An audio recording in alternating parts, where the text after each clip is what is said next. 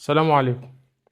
وزير الخارجية المصري الدكتور بدر عبد العاطي طلع في لقاء مع عمرو أديب وقال إن إحنا تلقينا عروض علشان نوافق على تهجير أهل غزة لسيناء، وقال إن أول العروض دي كان إسقاط الديون بالكامل عن مصر، ولما مصر قالت لأ بعدها بدأت تتضاعف العروض.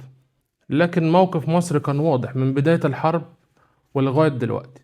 في الوقت اللي كان بيتعرض عليك فيه إسقاط الديون بالكامل ومبالغ طائلة تحل بيها كل مشاكلك الاقتصادية، اشتغلوا عليك ضغط علشان خاطر توافق على اللي هم عايزينه، وهو تهجير أهل غزة لسيناء وانسحاب الجيش المصري من سيناء وتفكيك القواعد العسكرية اللي تم بنائها هناك.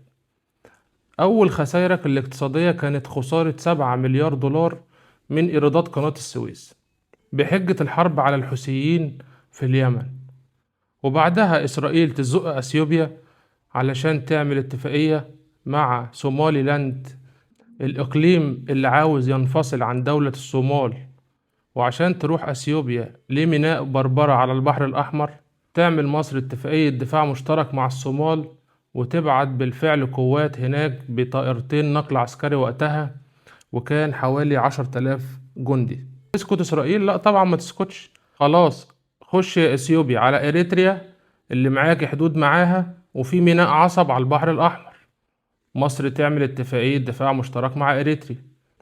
مين اللي فاضل على حدود اثيوبيا وبيبص على البحر الاحمر؟ جيبوتي. روح يا اثيوبيا لجيبوتي، مصر موجودة بتطور المواني وضخت استثمارات في المواني في جيبوتي.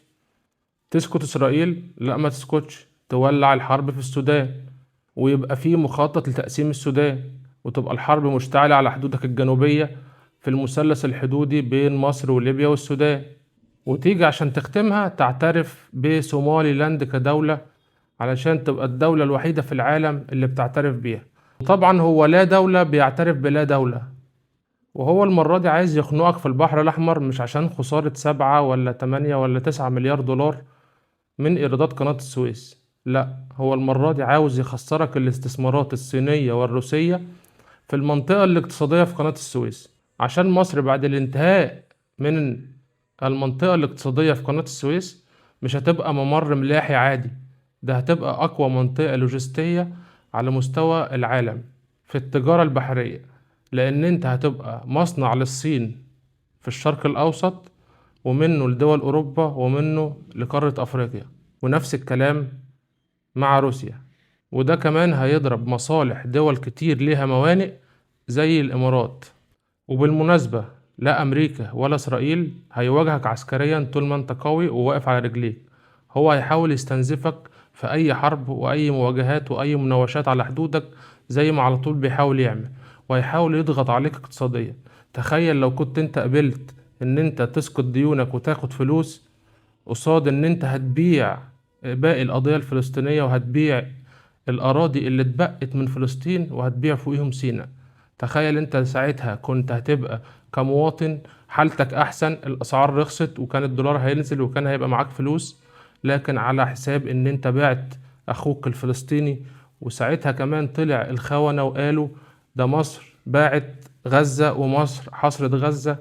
ولو هندي مثال بسيط صغير، واحد اسمه كمال الخطيب كان عامل مظاهرة وبيحمل الباسبور الإسرائيلي، وخد التصريح بتاع المظاهرة من حكومة نتنياهو علشان يتظاهر في تل أبيب قصاد السفارة المصرية هناك ويقول مصر حصرت غزة.